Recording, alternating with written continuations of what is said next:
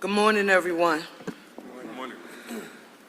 I asked each of you to join me on this morning so that we can give you an update on the tragedy that occurred last night in Fairmount Park near Lemon Hill Mansion. You're going to hear from Police Commissioner Bethel. You're going to hear from our Public Safety Director, Adam Gear. Shortly after 10:30 last night, shooting took place in Fairmount Park. 11 people were ultimately injured by gunfire. 2 people, a young man, 21, and a young woman, 23, ultimately perished from their injuries. 9 others were wounded, and all have been treated and are in stable conditions at area hospitals. And 3 of those injured by gunfire are juveniles, and they remain in stable condition. But let me be absolutely clear today. As your mayor,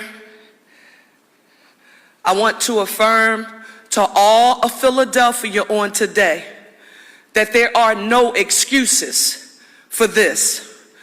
This is a heinous act of violence that was inhumane, no regard for life. We will, in this city of Philadelphia, be unapologetic about making sure that the public health and safety of our city and the people in our city is our #1 priority. When you hear me say no excuses, I don't want anyone to tell me that what occurred in a place and space where families gather on a regular basis to fellowship, people in neighborhoods gather. We will not be held hostage by anyone who decides that they want to get assault-like, war-like weaponry, guns with switches. I hear the law enforcement officials, our police department, they're listening to video and they're listening to the shots being fired, and it's clear, that it's not a handgun. We talk a lot about controlling the flow of illegal handguns, across the nation, in the Commonwealth, and in our city. But this was wartime ammunition that was just opened on Philadelphians and those who are here in our city. I want you to know that I am unapologetic about publicly affirming that we will work with every federal and state partner that is necessary to ensure that those who are responsible are held accountable for their actions. I want to say to the Philadelphia Police Department, to the park rangers, thank you for doing your job to the best of your ability. But here, on today, there are no excuses for this. I want to walk through this for the benefit of someone, somewhere, somehow, attempting to find some words to explain away the cause for something like this. There are no words that you can employ to explain this. This is not normal, and we won't normalize the behavior here in our city.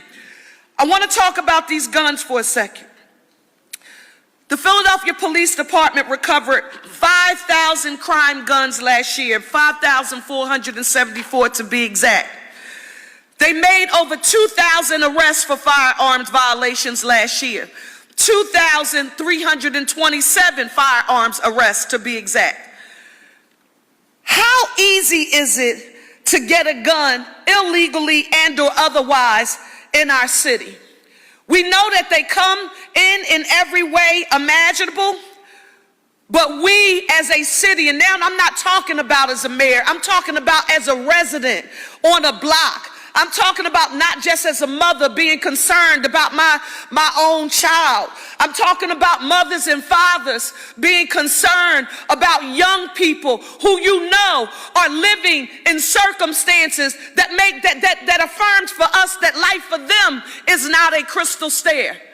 We have to look after each other.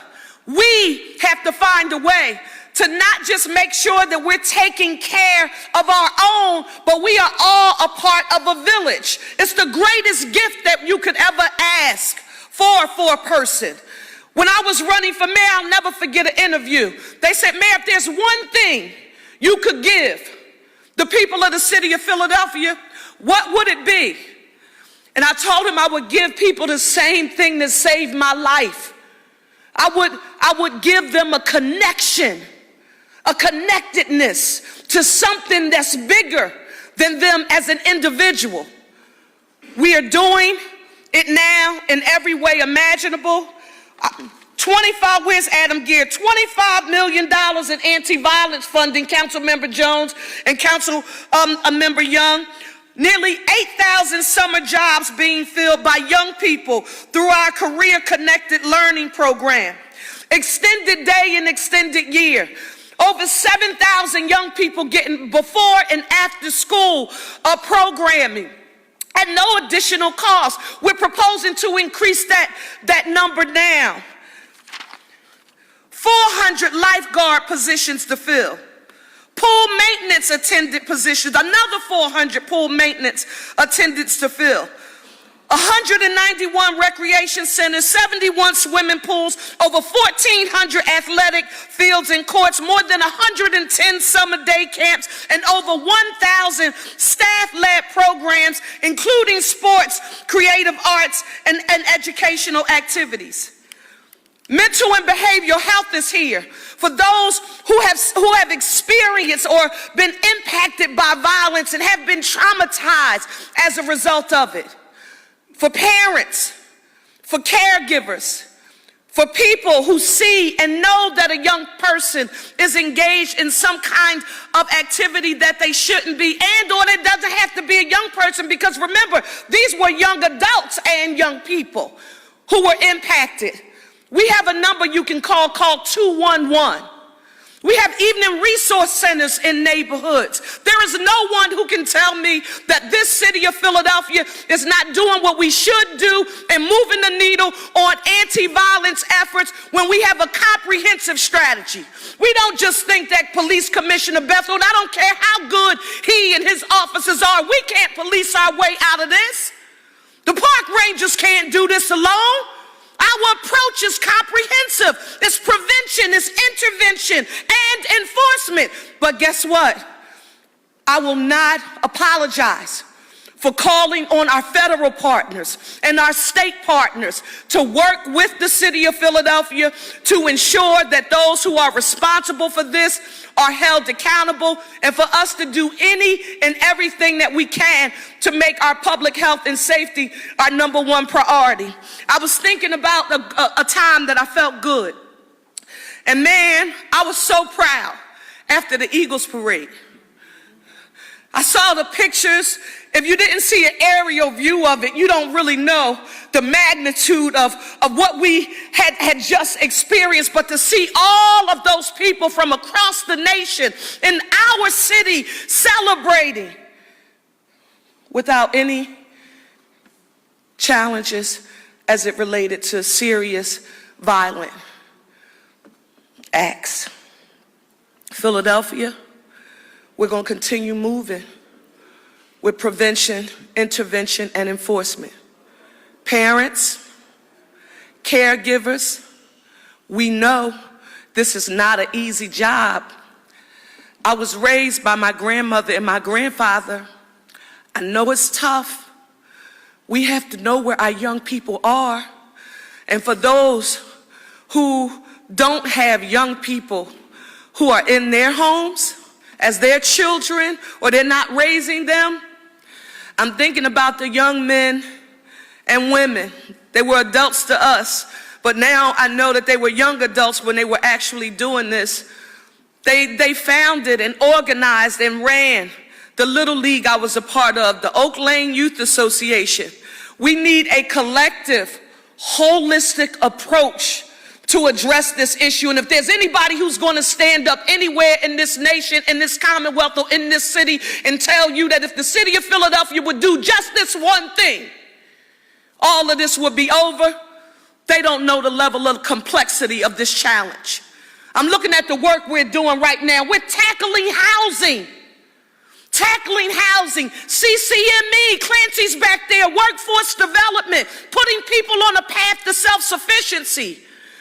Someone just sent me, another mayor from another city across the nation, sent me a copy of an article from something called The Economist, a journal called The Economist, saying, look at Philadelphia leading the pack in the nation in a reduction in homicides and violence here in our city. We're not going back to those old stats. We're not going back to those old stats. That means we need all hands on deck. That means everybody has a role. That means, yes, parents need to know where their children are and what they are doing. Yes, that's extremely important. But for those young people who don't come from a perfect nuclear family, and they need some help, and they need to be connected to something that's more powerful than they are, so that they can belong to something affirmative that is essential, but we will make sure that we do it together. I'm telling you, I don't know how long I've been here. That's a little over a year, maybe a year and a half by now. This thing does not get easier. Does not get easier to have to stand before you when something like this occurs in our city, because you can't explain it away. I'll tell you one thing, the people standing here with me as your mayor, I am never going to tire from going to war against the status quo, going to war against lawlessness, and doing any and everything that we have to do to make Philadelphia safer. We're doing it safe, clean, green, economic opportunity for all, the housing, you name it. These people up here are the ones that are working to implement so many programs and supports and opportunities for you. We can't forget that one part of the equation, because we're going to talk to somebody somewhere somehow who will say to you that, we should have been able to do something. Yeah, when the park rangers saw that folks were gathering and the convergence, I just want you to think about this. When I say we're not going to be held hostage, when you think about the convergence, because of social media, at a drop of a dime, where you could get 300 to 500 people in one place that's not planned, and the police department doesn't know, and then they have to try to go and control for it. We have some ideas. We'll talk with Council President Kenyatta Johnson about this, but Councilmember Jones and Councilmember Young, we have some thoughts and some ideas about some things that are not going to be popular.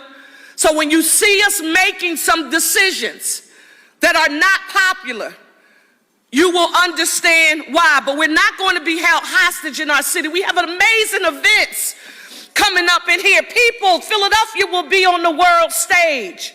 We know how to take care of ourselves. We're leading the nation right now in our significant reduction in crime and homicides. We're not going back to those old stats. You'll hear now from Police Commissioner Beth.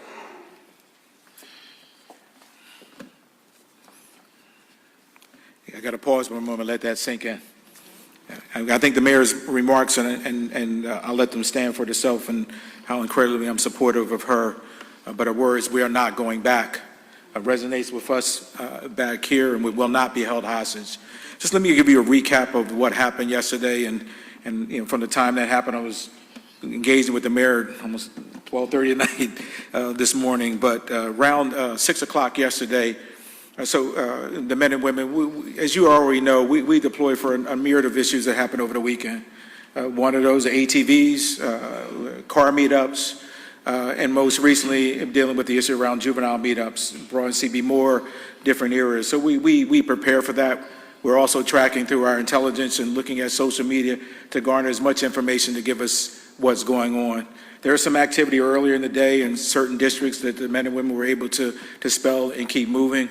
Around 6 p.m., the kids are gathering at Smith Playground over at 3500 Reservoir Drive. The officers deploy out there. They're able to address that situation and move those young people along. Later in the day, around 8, a little after 8, around 8:15, 8:17, we received a call from our park rangers and an individual who lives at the site, and men and women respond over there. Have about 5 teams respond over there. They meet with the adults at that location on the hill. They agreed to start shutting down. That being said, we have quite a few individuals on location. Cars are parked everywhere in that area, so it takes quite some time. The officers moved to an outer perimeter to start to move the cars out of that area. We asked the park rangers to block the gate at the mansion, and things are going smoothly. The adults are agreeing, but there's a large number of juveniles now blended within the adults. Around 10:27 is when, unfortunately, we have a significant shooting. I think all of you are aware that we had 11 shooting victims. 2 of those victims were adults, a 21-year-old male and a 23-year-old female. I believe they both were transported to the hospital. The officer on location transported a number of the young people to the hospital, as they were not that far away when the incident went underway. The remaining 9 ages range from 15 to 27, 15, 16-year-old, 17-year-old, 18-year-old, 19-year-old, 2 20 years olds, 21, 23, 27, 21, 27-year-olds.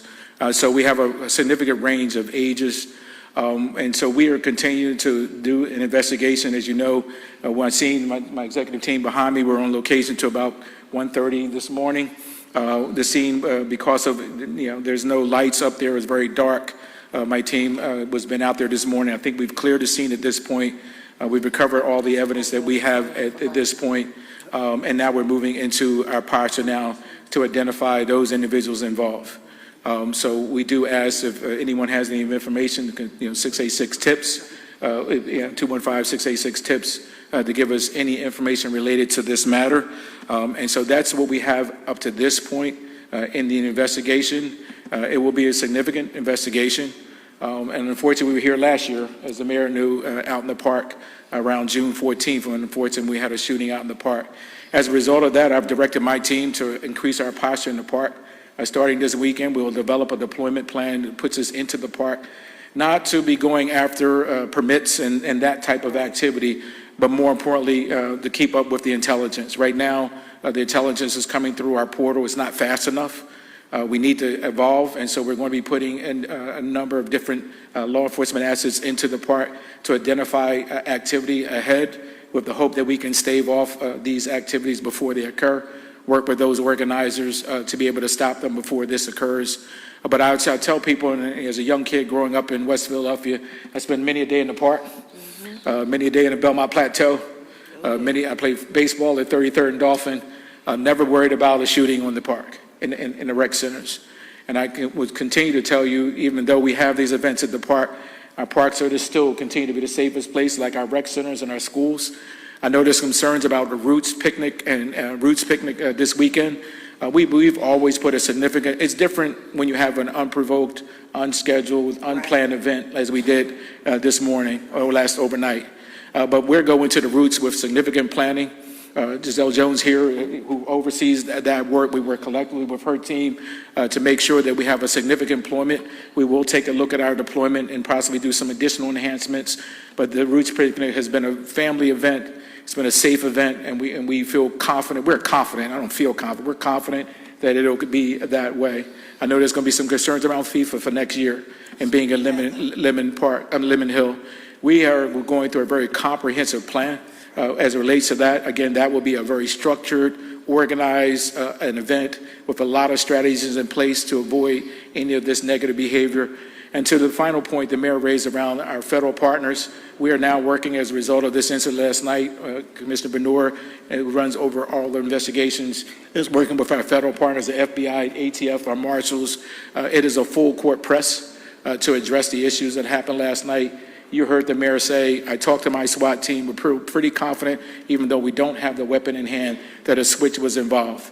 You cannot fire that many levels of bullets with such speed and time without it having some type of switch on it. And that continues to be an issue for us in the city of Philadelphia. But as the mayor indicated, my men and women are continuing to go out there and make those arrests to take those guns off the street. So I'll stop there and I'll pass over to Adam Gear. Thank you, Commissioner. Yes, ma'am. Good afternoon.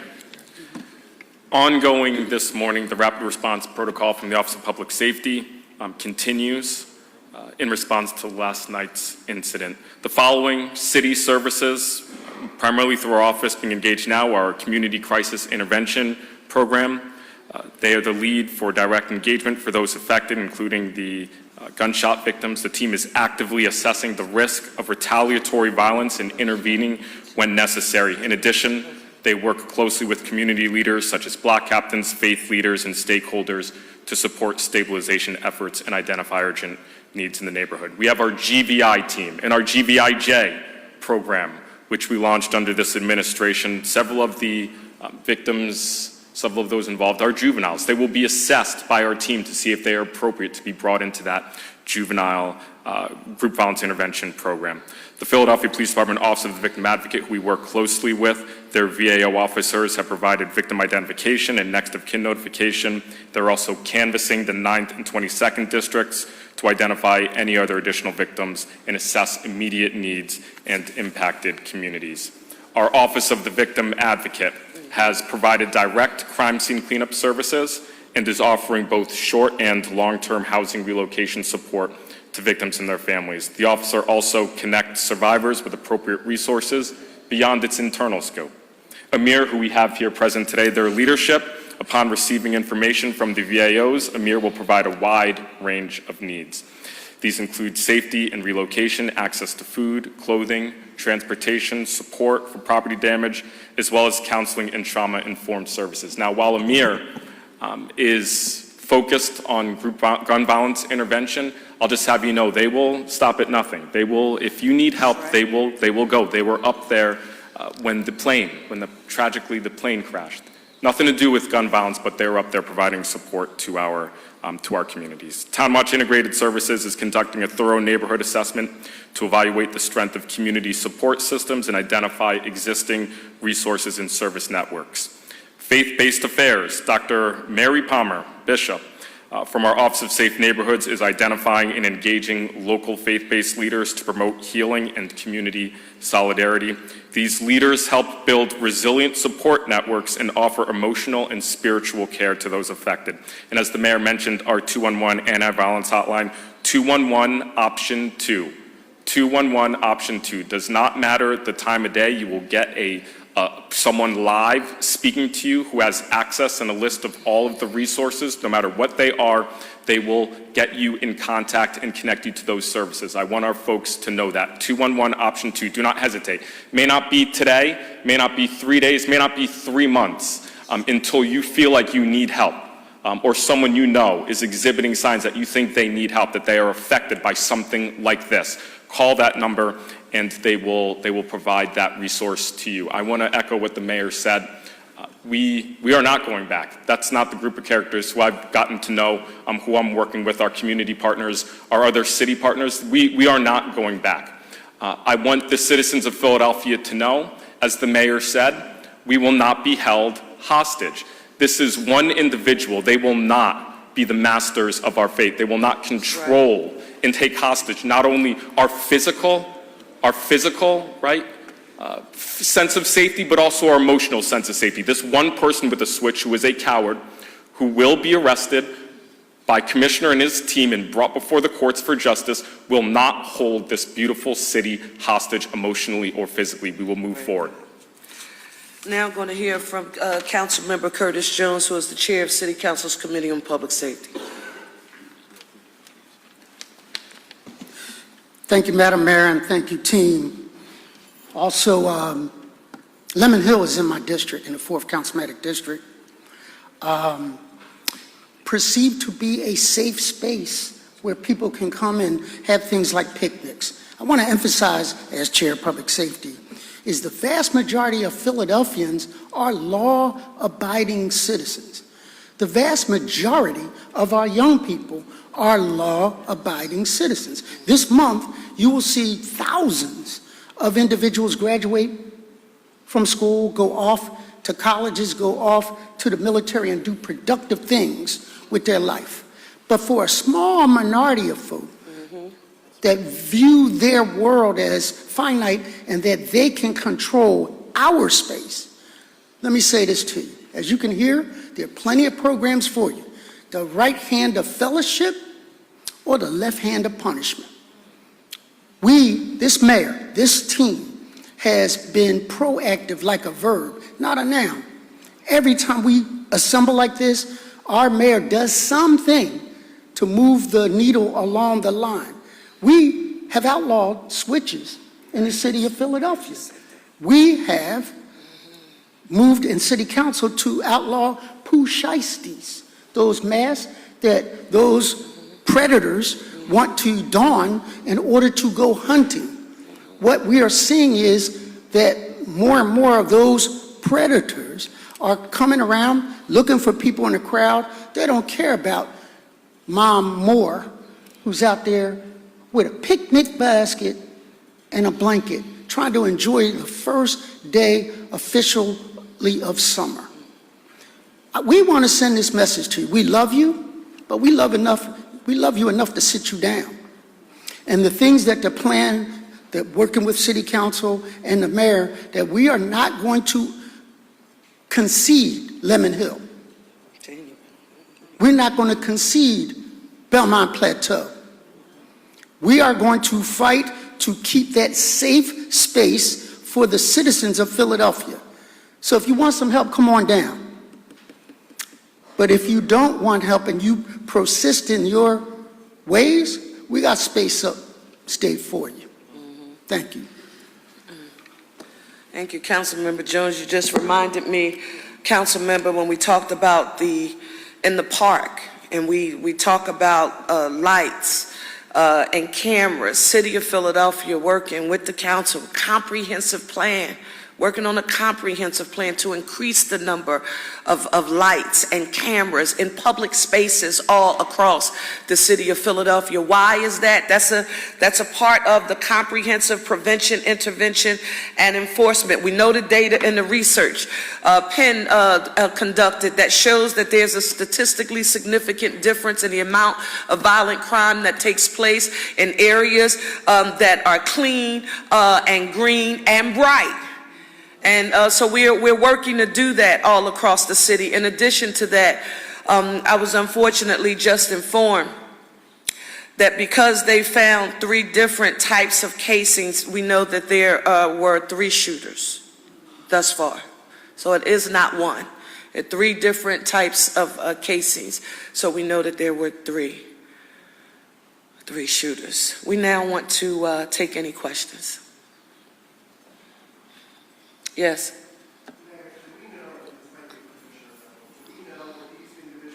I'm sorry, where are you from?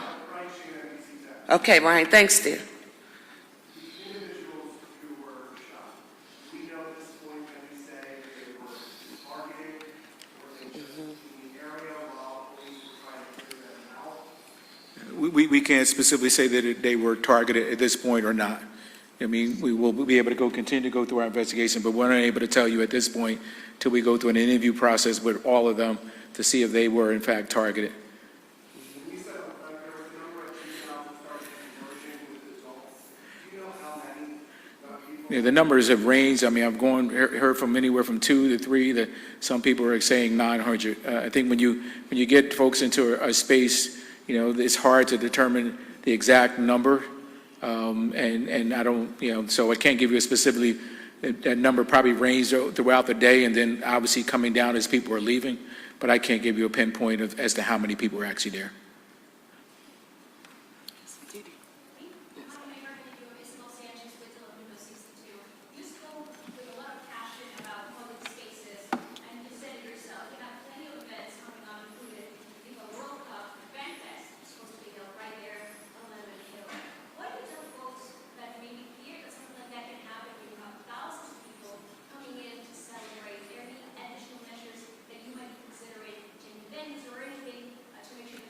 Go ahead, Commissioner. I think, as I heard, I think we've demonstrated as a city when we have these large-scale events, our capacity to be able to meet that charge, whether it be the aftermath of the celebrations, whether it be even as the mayor described, you know, it took 3,400 men and women to pull off the parade, and we brought assets from outside the city to do that. I think we've consistently, year over year, time over time, demonstrated when we have large-scale planned events, we're able to put down a infrastructure, both an internal and external template, to be able to keep those individuals safe. So I would tell folks to look at our record, look at what we've been able to accomplish over the years, be able to do that effectively. We have probably one of the best trained groups of men and women to be able to accomplish that, and I have no doubt that we'll accomplish that moving forward. These events, these surge events that occur are significantly unfortunate, and I know we know that. But because they're unplanned, because we're not able to be able to put the proper assets in place, unfortunately, we get these events. But I am confident that everything that we have planned coming forward and this continue this year into next year and beyond, we will keep those individuals safe. Thank you. I want to just follow up on your question because I think it was a good one. Commissioner Bethel talked about sort of the strategies that we employ where we have planned large-scale events. There is no other place that does it better than the city of Philadelphia. But you ring a bell when you talk about these gatherings that where folks converge as a result of a social media message. And it could be in 30 minutes, meet at a certain time, meet at. This is when we ask the parents and the caregivers in the homes to monitor the social media accounts of the young people they are responsible for. That becomes extremely important. Now, if you are a technical dinosaur like me, that may be a difficult thing to do because it's so many different vehicles and outlets and chats and rooms and ways that young people can communicate. If you need help, call 211. Option number 2, I need to make sure I'm concerned about social media. How do I access? It's all right to ask the question. Some people just don't have the answer. It's all right to ask the question.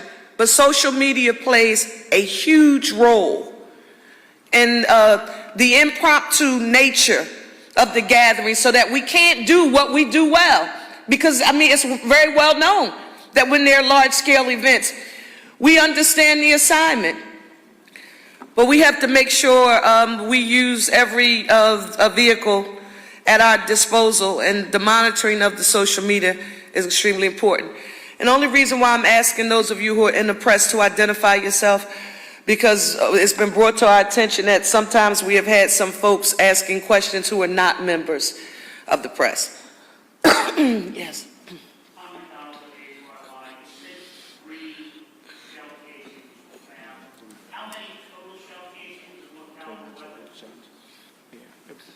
My team is telling me 21 FCCs were recovered. 3 different, that's correct. we won't get, as we'll go through the investigation. It appears to be that to be the case, but we won't go any further than that. We're still sorting through that. I mean, there are folks out in the park, I mean, those who know that space, it is always occupied by a host of families. So we don't know what happened as it relates to whether it started that way and then the kids just came there. We have to sort through all of that. Yes. Commissioner, you talked about three shooters. I believe they came together and all opened fire, or some of the gunfire turned. We don't know that at this point. I mean, what we do know is the video that was put on social media last night, where you had that rapid fire. We definitely can determine that to be a type of switch to automate the weapon. You mentioned police were there clearing it out. Did officers then pull back and more people showed up? Or are you still No, yeah, we were in the acts of clearing it out. We worked with our park team to close the gate. We're actively trying, but from what my team described, because of the folks have now parked their cars all up on the side of the space, so it's a little bit of challenge of clearing it out and getting them out. They did not feel at that point that there was anything nefarious underway. They're just trying to get the crowd out, which is consistent. We do this regularly, whether it be in the plateau. I mean, most recently working with Commissioner Lawson, because the ATVs were going into the plateau. We send our motorbike teams down there. So we're constantly playing this cat and mouse game out in the parks and other places, but 99% of the time it's a safe space, it's a crowd, we're asking them to move out, but we're doing that in a very thoughtful and effective way, right? We're not being overly aggressive, because we do have families and folks out there. We're just asking them it's time for them to shut it down and move out of the park. Yes.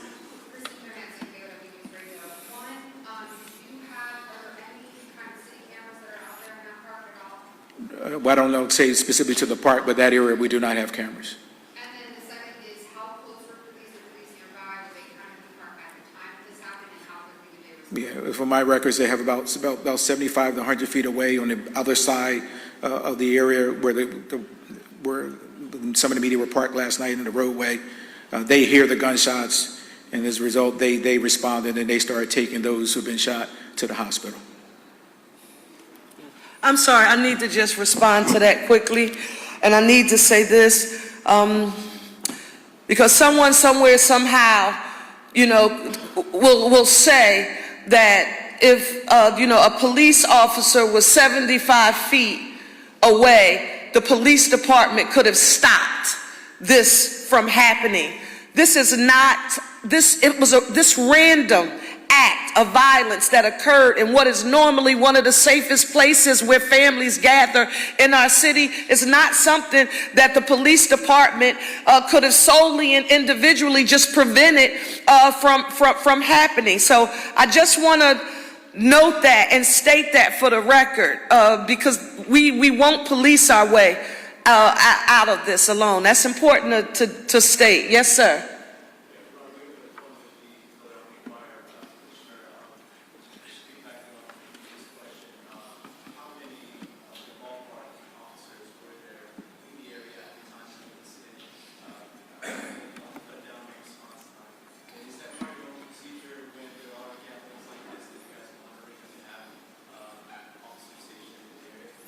Well, I think, again, just to echo the words of the mayor, I mean, I'm not sure what you're asking. You're asking, what's your question? I'm not clear. So we have about 5 two-person teams out there, but we're talking about the park, right? I mean, we're talking about individuals engaging in Memorial Day celebration, and so the officers are not we're not there to be aggressive in the regards. We're just trying to pull the crowd down and get folks out of that space. But I don't know if it was about numbers. Clearly, when we look at the area where the shooting occurred, it was very dark, very difficult to see up into that space. And so it would be a challenge, even no matter what we did, it would be a challenge for us in there. I think the idea is that police are more on the scene when somebody comes upon the group and still fire. I think that's. Well, and I hear you. I mean, and those are, and unfortunately, you've covered many of those stories where there's individuals who just don't care. right? I mean, those folks who just don't care. I mean, there was, yes, you would think that when folks knew that police were very close by, even though they weren't on station, that they would not engage in this type of activity. But unfortunately, we live in a space now where they feel that they are not a threat and they're going to still take action. We've seen that. Hell, we just saw that at Overbrook, where an individual came to the scene with a gun in his pocket, knowing that we had officers right there within 5 feet of the officer, and as somehow discharged that weapon, striking him under his vest. And so we've seen time and time again where individuals do not heed the fact that the police are there and still will engage in this behavior. And those are the challenges that we deal with, and those are the challenges we're going to face. Is there any insight into that question? What sparked the shooting? Was there some sort of feud or fight that you guys flagged? No, we'll go through it. I mean, listen, we got to remember, when we have this number of people come together, some come, depending on who hosted it, we'll work through that. Maybe just as you remember last year, when we had the incident where the young lady was killed, it was because someone was either jealous of what they were doing.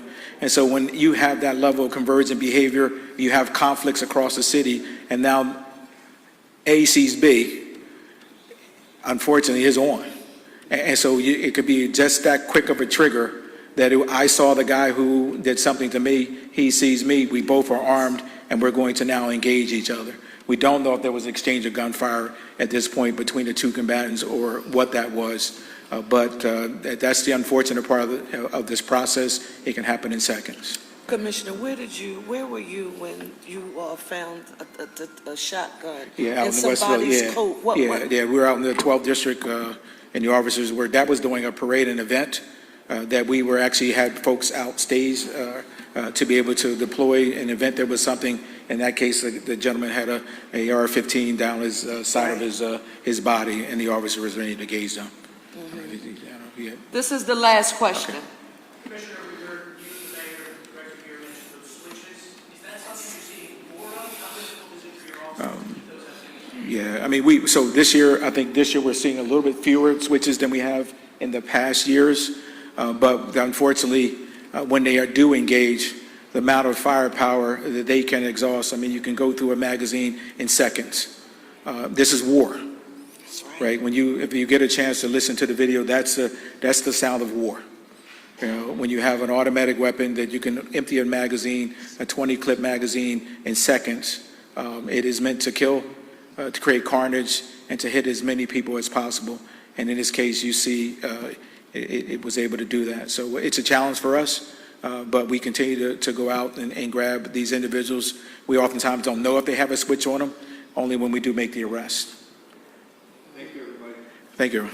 Thank you, Commissioner. Thank you.